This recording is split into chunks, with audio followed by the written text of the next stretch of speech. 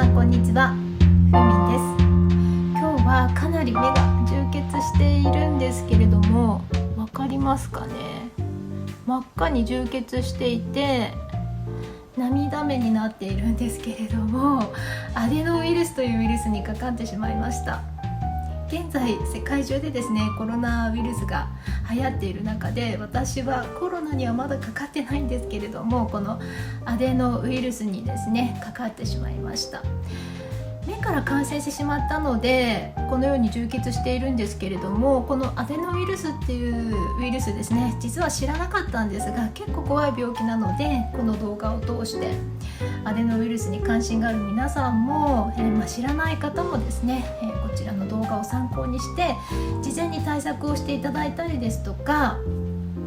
具体的にはウイルスにかからない方法ですね。これはコロナウイルスにかからない方法と共通する部分がたくさんあると思いますので、ぜひ参考にしていただきたいのと、私はですね医学的なところに詳しくないですし素人なんですけれども、自分なりにですねこのアデノウイルスを調べた結果だったりだとか、あとはもともと免疫力が低い体質なんですね。甲状腺ホルモンという免疫力をアップさせてくれるホルモンが非常に少ない病気を持っているんですけれども、免疫力が落ちている状況の皆さんもこういったウイルスにかかりやすいと思いますし、私のようにもともと普段からその免疫ホルモンがですね少ないがゆえにこういったウイルス、私はアデノウイルスにかかってしまいましたけれども、その他、コロナだったり、あとヘルペスウイルスとかいろんなウイルスってあると思うんですよね。このウイルスにかかってしまわないように皆さんに、自分が得た経験をもとにですね共有していきたいなと思っています。ではまず最初にアデノウイルスがどんなウイルスなのか、どんな症状が出るのかというところからお話ししていきたいと思います。こちらですね、私も専門家ではないのでウェブで調べた情報をもとに説明していきたいと思いますけれども、このウイルスは私のように目とか、あとは鼻ですね、鼻の中の粘膜とか、あと口から入って喉に入り込んでですね感染してしまうものなんですね。そしてその感染経路というのは主に飛沫感染ですね。口から出ていく、そういった飛沫ですとか、くしゃみとかそういったもので飛ばしてしまうものですね。飛沫感染とか、あとは排便とかからですね、ウイルスが排出されるということなんですね。で、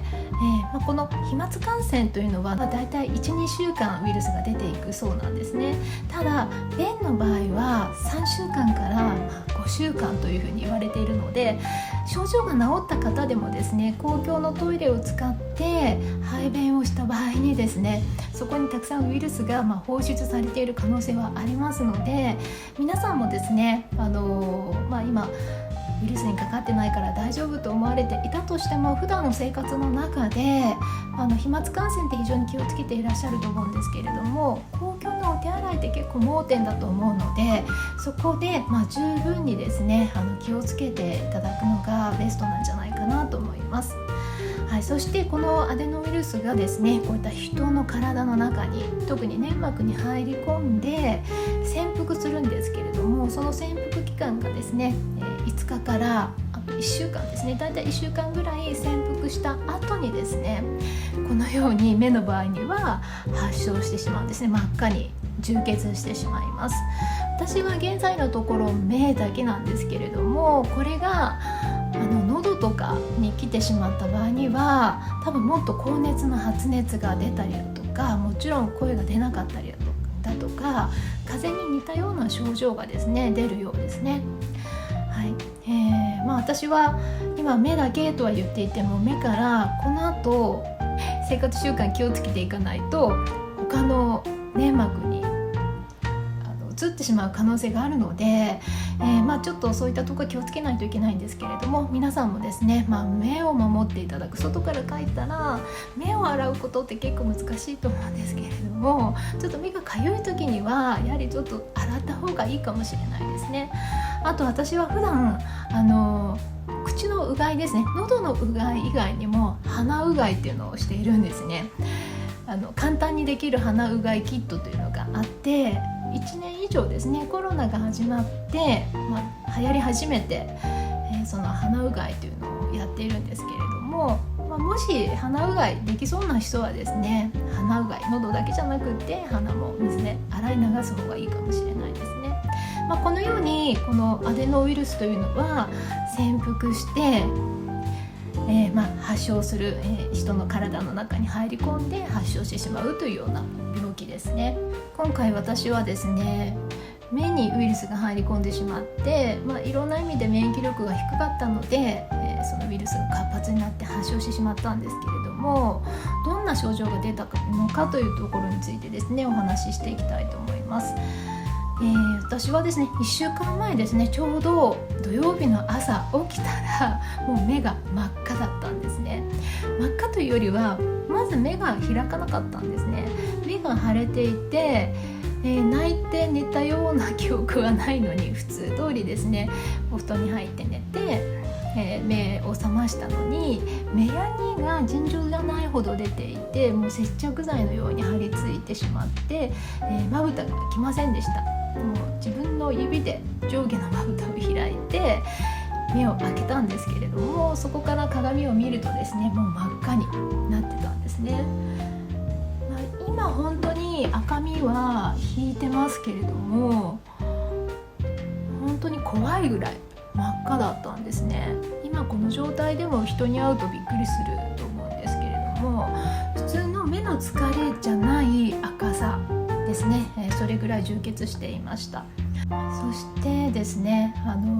目が開いた後は今度は外の明るさにですね、その光の強さに目が耐えられなかったんですね。なので、今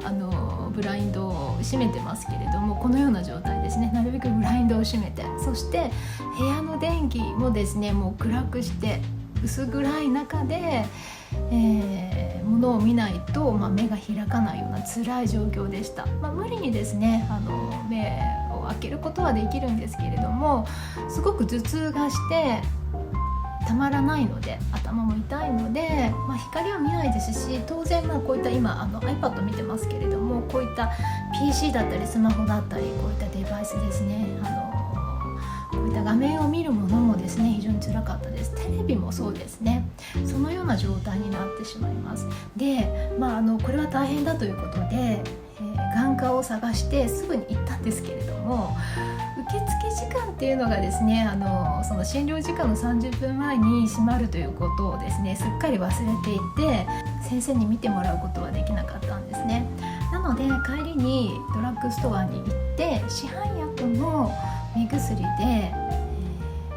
その結膜炎用の目薬があったので、それをですね買って帰りました。で、土日はですね、そういった病院は空いてませんので、2日間ですね、最初発症して2日間はその市販薬の目薬を定期的に点眼していたんですけれども、全く治る気配はなくてですね、さらに悪くなったというか、そのように感じました。これはですね、目薬が合ってなかったというよりは、おそらく疲れ目とかっていうちょっと目が赤くなるタイプですね。ウイルスではない結膜炎、いわゆる細菌性の結膜炎とか、その疲れとかには向いている目薬なんだと思いますけれども、ウイルスってかなりパワーがあるタイプもあると思いますので、どちらかというと私がですね、その結構強いウイルスにかかってしまった、そしてそれが初感染だったということで、市販薬の目薬ではもう全く追いつかない、役に立たないような状況だったと思います。そのような状況でですね、2日間土日はお医者さんに見てもらうことはできなかったんですけれども、もう月曜日になったらすぐに病院に行って見てもらいました。そして目の粘膜をですね取ったんですね。そして検査にかけたらすぐにもうアデノウイルスだということで言われました。もう眼科に行って受付をした時点でですね、ちょっと目を見せてくださいというふうに言われたんですけれども、ちょっと私も光が耐えられなかったので、サングラスをかけたままですね病院に行って、そのサングラスを外して、ちょっと受付のお姉さんに見てもらったら、ちょっともうこれはやばいタイプなので、眼科の受付の端っこにですね隔離されたようなスペースがあって、そこで待っていてくださいということで、そこで順番待ちをして、先生に見てもらったという状況なんですね。で、そこで先生からいろいろ指示を受けて、抗生物質とですね点眼の、薬をですねいくつか出してもらいました。で、抗生物質もかなり強い薬だと先生はおっしゃっていたので、それを朝昼晩ですね毎日飲み続けて、で点眼もですねこんなに種類があるんですよ。はい、この3種類を朝昼晩、5、6回点眼するわけなんですが、その5、6回では全然間に合わなくて、もう目が痒くて痛くてもうどうしようもないので、私は多分1日10回以上点眼していたと思います。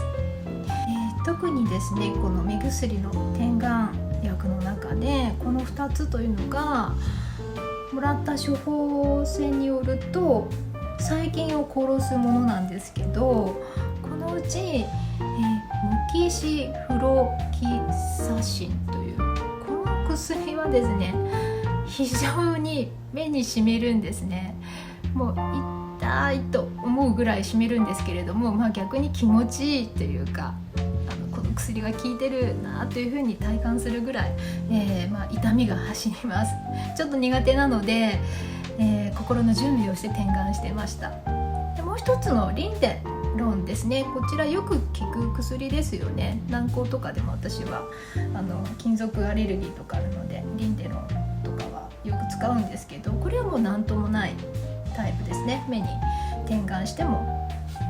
普通に目薬をさしたような感じですね。こういったいくつかの点眼薬をですね、定期的に目に入れながら、それでもですね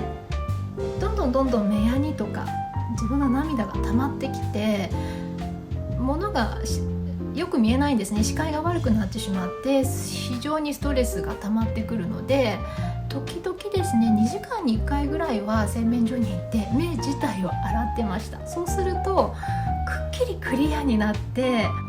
コンタクトをしている時になんか汚れが入って油的なものが入っているとちょっと霞んで見えるじゃないですか。それが、コンタクト外すと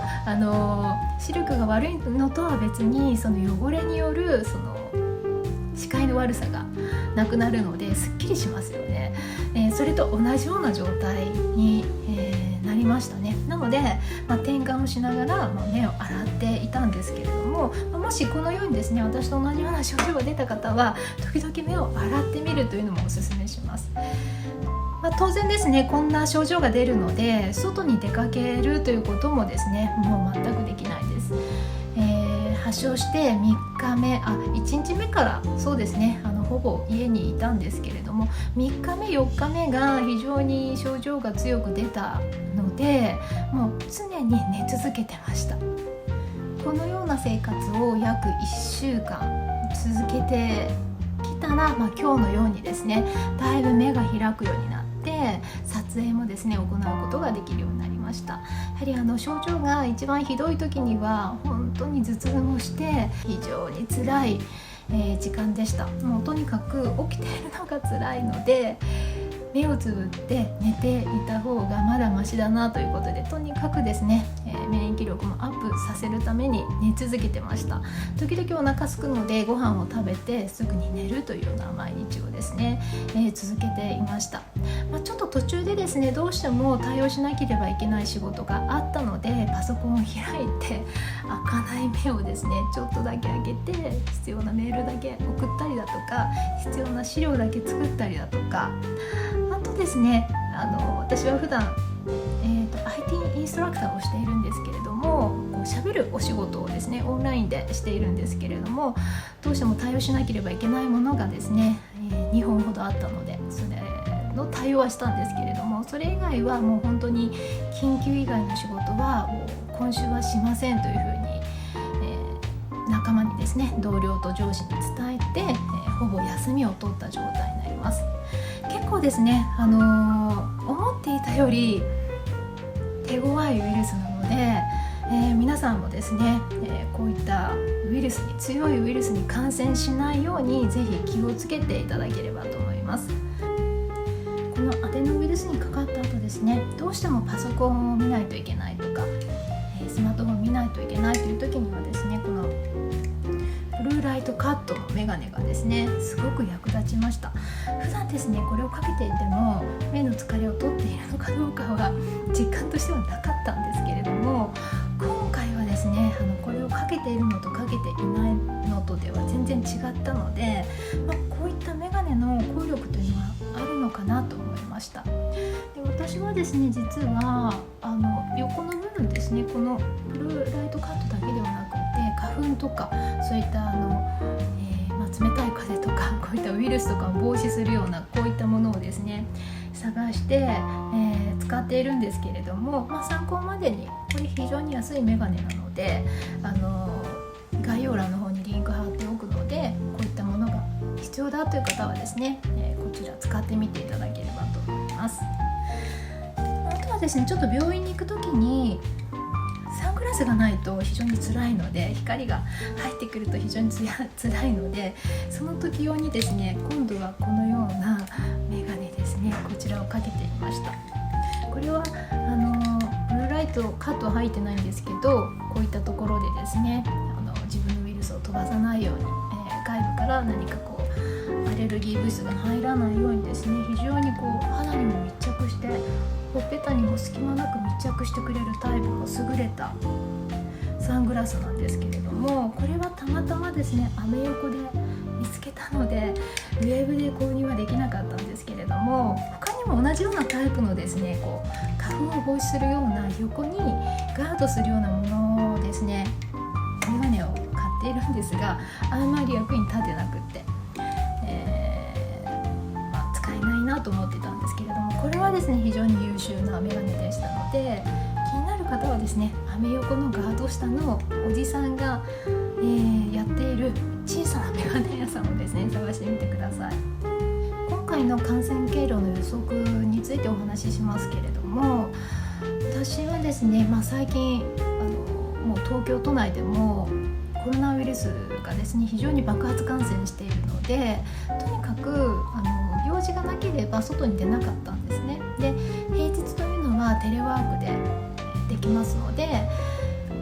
潜伏していた期間の、約1週間のうちの平日の5日間はこのマンションからですね出ていなかったんです。で、このマンションのフロアからもですね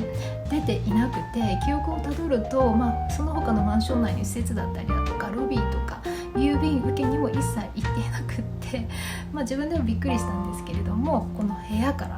とゴミステーションですね、同じフロアにゴミステーションがあるんですけれども、そこしか行き来してないので、人と接する機会としても、配達の方ですかね、それぐらいしかなかったんじゃないかなと思います。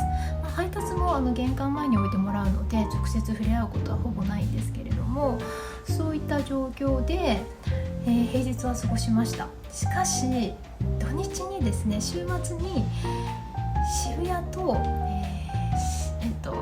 新橋に行ったんですね。渋谷に行った理由はちょっとお買い物をするのにですね、弟と一緒に、メンズのアパレルショップですね、ここを 1,2 時間回ったんですね。そんなに人は混んでなくて、ほとんどガラガラで混み合った場所に行ったようなそういった実感はないんですけれども、一緒に行動していた弟はですね全く体調は変わっていないので、そういった場所で感染していたとしてもですね、特に私の免疫力が低かったのでこのように発症してしまったんだと思います。なのでこのようにですね普段、仕事か何かでどこかに出かけなければいけない状況でもなくって、最低限の買い物とかで出かけたで、その出かけた時間も非常に限られた時間しか出かけていなくて、でもちろん普段からですね消毒ジェルもしてますし、除菌用のウェットティッシュも持ち歩いていますし、そして私はですねこのようにエレベーターを押すときにこのようなグッズを使って直接手で触らないようにボタンを押したりだとか、あと扉もここにですね扉を引っ掛けて引っ張って開開けたり閉めたりできるので、お手洗いのボタンもそうですね、全部これで済ましているんですけれども、それでもですね感染しました。で先ほどお話ししたように、外出して帰ってきた後というのは手洗いもしますし、うがいもしますし、鼻うがいですね、反対側から水を入れて、逆の反対側から水を出すというような素晴らしいうがいの方法があるんですけれども、鼻うがいもしているんですけれども、そのように気をつけていたんですが、目からですね感染してしまったという状況になります。はい、なのでちょっと今日はですね、私が今回感染してしまった非常に効力の強いアデノウイルスについてですね、どんなウイルスなのかということと、私が感染した、後の状況ですね、発症後の状況について、あとはそのウイルスに感染したであろう時期の行動についてですね、お話をさせていただきました。かなり気をつけていてもこのようにウイルスにかかってしまうということをですね実感して大変ショックを受けています。自分はもう絶対大丈夫だと思っていたんですけれども、このような状況になってしまいましたので、コロナもですね引き続き気をつけて、おきたいと思います。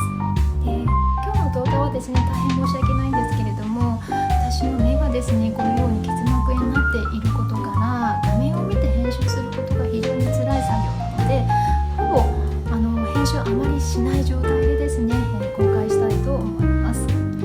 皆さんも普段ちょっと疲れていたりだとか寝不足だったりだとか免疫力が低下しているタイミングってあると思うんですね。そういった時にこそこういったウイルスに感染する可能性が非常に高いですし、時には重大な症状が出たりだとか命を落としてしまうということもあるそうなので、ぜひこの動画ですね、私の体験談にはなりますけれども参考にしてみてください。